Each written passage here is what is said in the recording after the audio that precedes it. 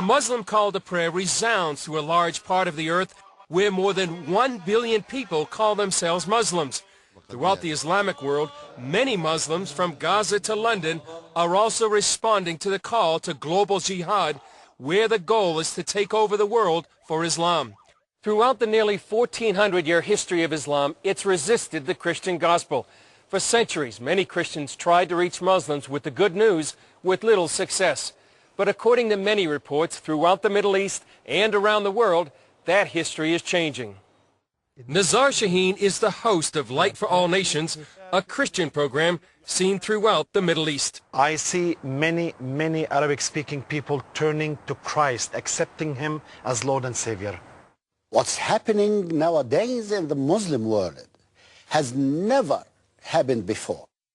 Father Zachariah Boutros, an Egyptian Coptic priest, is one of the foremost evangelists to the Muslim world. He says Muslims of all ages and backgrounds are accepting Jesus Christ. Young and old, educated and not educated, males and females, even those who are fanatic. One fanatic Muslim who came to faith in Jesus Christ is Samir Ahmed Mohammed. He studied for years to become a Wahhabi sheikh, one of the most virulent forms of Islam. He hated Christians and the church, but his heart changed when he heard the gospel. I dedicated my life to Jesus Christ. Jesus forgave me for my sins.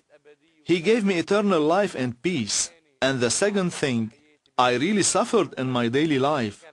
But I had peace, I had joy, because Jesus entered my heart.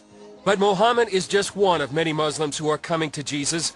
Heidi Baker of Iris Ministries sees thousands of African Muslims receiving Jesus and getting baptized. It's probably the only place in the world where they're coming so quickly. Many people are having dreams. They see Jesus appear to them.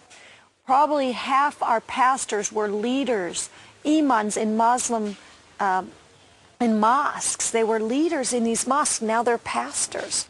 Another significant evangelistic movement among Muslims links China and Jerusalem.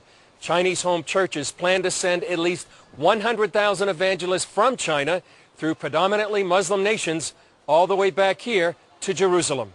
This quiet but powerful movement of itinerant evangelists is bringing the story of Jesus Christ into the heart of the Muslim world. Technologies like satellite TV and the internet also penetrate the world of Islam. But beyond technology, many say a supernatural dimension is also at work in the lives of Muslims. We receive lots of letters about people who have had dreams about the Lord, visions, even miracles. And when they watch the program, they say, yes, we had a dream or a vision, and they accept Jesus as Lord. But Muslims who accept Jesus face persecution, discrimination, or even death.